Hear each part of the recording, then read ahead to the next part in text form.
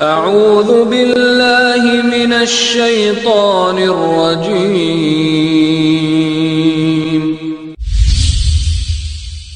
بسم الله الرحمن الرحيم. الحمد للہ رب العالمین والعاقبۃ للمتقین والصلاة والسلام علی سید الانبیاء والمرسلین اما بعد۔ محترم ناظرین کرام، آج ہر طرف افراتفری کا عالم ہے۔ ہر شخص کرونا وائرس کے خوف میں مبتلا ہے اور یہ وائرس بڑی تیزی سے پوری دنیا میں پھیلتا ہوا نظر آ رہا ہے۔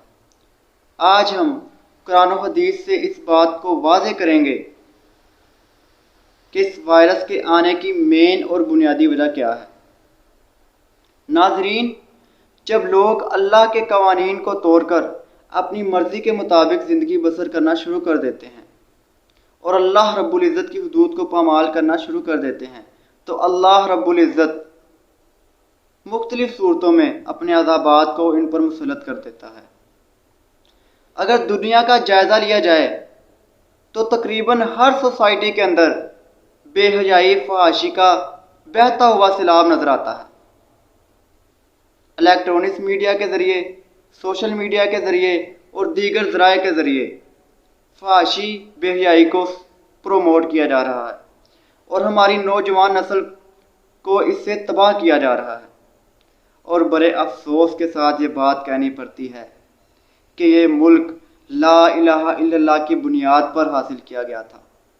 اسی ملک پاکستان میں چند ماہ قبل کچھ خواتین سڑکوں پر آ کر فحاشی و بے حیائی کو عام کرتے ہوئے میرا جسم میری مرضی کے نعرے لگا رہی تھی، تو اللہ نے آج اس بیماری کو ہم پر مسلط کر دیا اور پوری دنیا کو یہ پیغام دے دیا کہ یہ ساری کائنات بھی میری ہے اور اس میں یہ سارے بندے بھی میرے ہیں اور ان کو دیے ہوئے یہ سارے جسم بھی میری مانتے ہیں۔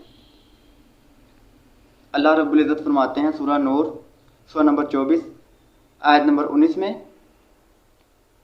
بے شک جو لوگ اس بات کو پسند کرتے ہیں کہ ایمان والوں کے اندر بے حیائی کو عام کر دیا جائے، فرمایا ان لوگوں کے لیے دنیا اور آخرت میں دردناک عذاب ہے۔ نبی علیہ الصلوۃ والسلام نے فرمایا، سنن ابن ماجہ حدیث نمبر 4019 میں روایت موجود ہے، فرمایا کہ جب کوئی قوم اعلانیہ طور پر فحاشی اختیار کر لے تو اللہ رب العزت ان کے اندر طاعون جیسی بیماریاں پیدا فرما دیتا ہے۔ فرمایا اللہ ایسی بیماریاں ان میں پیدا کر دیں گے جو پہلے لوگوں میں بھی نہ پائی گئی ہوں، یعنی ان کا پہلے کسی نے نام بھی نہ سنا ہوگا۔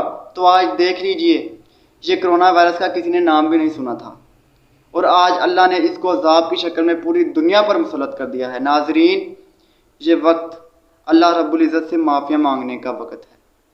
یہ وقت اللہ رب العزت کے آگے سجدہ ریزی کرنے کا وقت ہے۔ اللہ رب العزت سے دعا ہے اللہ ہمیں قرآن و حدیث سمجھنے اور اس پر عمل کرنے کی توفیق عطا فرمائے۔ السلام علیکم ورحمۃ اللہ وبرکاتہ۔